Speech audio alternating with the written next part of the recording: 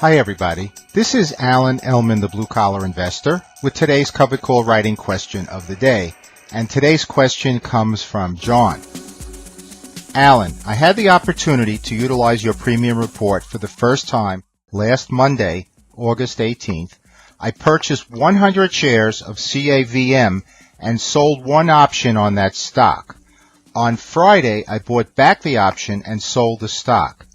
It looks like it was a good decision, but because I am so new at this, I was hoping for a little feedback from you. I have read your book and read the exit strategy chapter several times. Any response would be very much appreciated. I have included a screenshot of the Unwind Now page of the Ellman Calculator.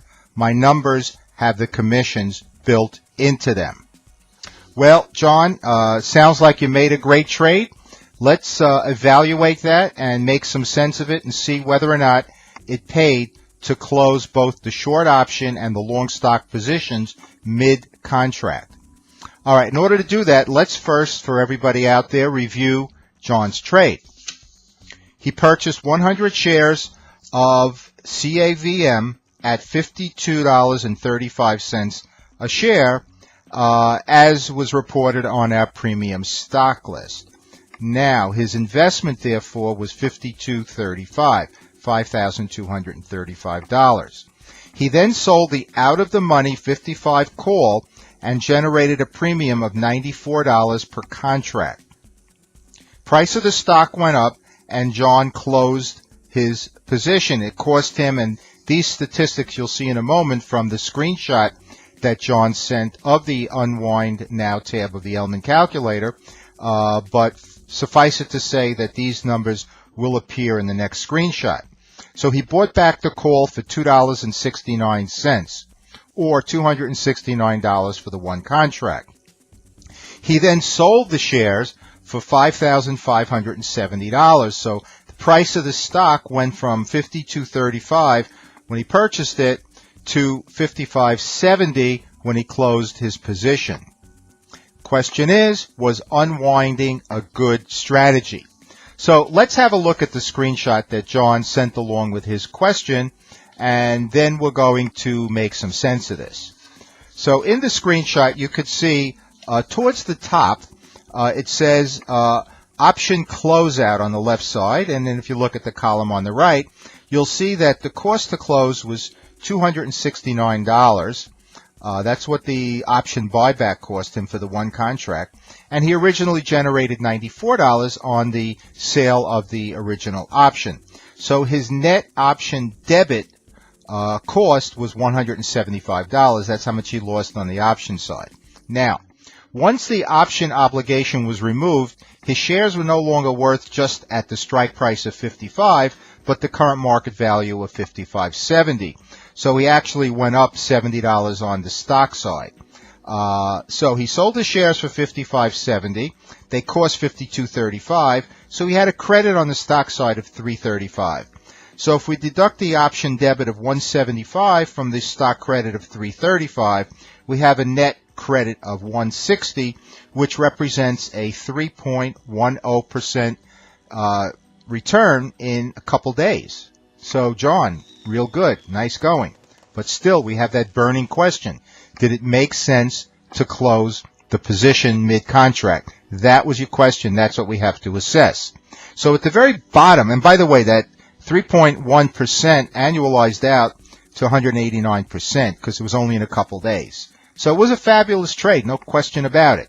But we have to take it a step further and see if John could have made even more money. At the bottom of the page on the right side, you see that the time value cost to close was $199. And we get that from the option buyback of $269 and the stock additional value of $70 from $55 to $55.70. So the time value of the premium was $199, which represented a 3.62% cost to close. That's how much it cost John to close his position. All right, so let's have a look at the status of John's trade had he not closed his position, and see where he would be at that point in time, and then we can compare what he did to what he could have done. All right, so we could see here that his share profit, if the option was still in place and he didn't buy it back, stock can only be worth 55, no higher. The price of the stock can go to a gazillion. It's still only worth 55 as long as that option obligation is in place. Which means that if you deduct the cost, at that point in time, he had generated a stock profit of $265 for the contract. Now, we had the option credit from the sale of the covered call of $94. So at that point in time, when the shares were worth $55.70, his real profit at that point in time was the $265 plus the $94.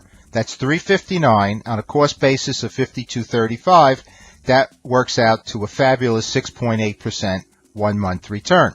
So if the price of the stock ends up $55 or higher by expiration, that would be John's 1 month return, 6.8%. But as we know, it was 3.1% based on these statistics and calculations from the Unwind Now tab. So that means the cost to close was about 3.7%. That's how much he had to take out of his pocket. All right, so how do we know when to unwind? Well, a great guideline, the one I use and the one that's in my books and DVDs, is to wait for the time value of that premium to approach zero. As the price of the stock goes higher and higher, the time value component of the option premium will get lower and lower and ultimately approach zero. In this case, the time value component was $1.99. It was like 10 galaxies away from zero. That's an expensive cost to close. Then the other question we ask ourselves is, once we evaluate the cost to close, which is done by the calculator, you saw at the bottom there, 3.62% or about 3.7%, the cost to close, you have to be able to generate more than that with the cash that we get from the sale of the stock by the end of the contract. What are the chances of us generating more than a 3.7% return with 2 or 3 weeks left in the contract? Very small, very unlikely. Do not unwind in this situation. That's the bottom line. So, John had alluded to my book, The Complete Encyclopedia for Covered Call Writing. For those of you who have that book, I discuss this strategy in detail, the mid-contract unwind exit strategy, on pages 264 to 271 with some detailed examples, so you may want to review that. John, I'm very pleased that you were able to generate a 3.10% return in just a couple days. Congratulations for that. But I'd be even happier if you were able to take full advantage of this trade and generate up to 6.8% in 1 month. So congratulations on knowing about the strategy. Now, as far as mastering it, learning how and when to use it is critical. So keep on plugging away. You did a great job on this trade, but it could have been even better. And that's what I want for you and for all of our members out there watching this video. So, John, keep up the good work. Thanks so much for that question. And, of course, thanks to everybody out there for taking the time to watch this video. I hope you enjoyed it. And more importantly, I hope you benefit from it. As always, this is Ellman, the Blue Collar Investor. Take care, everybody.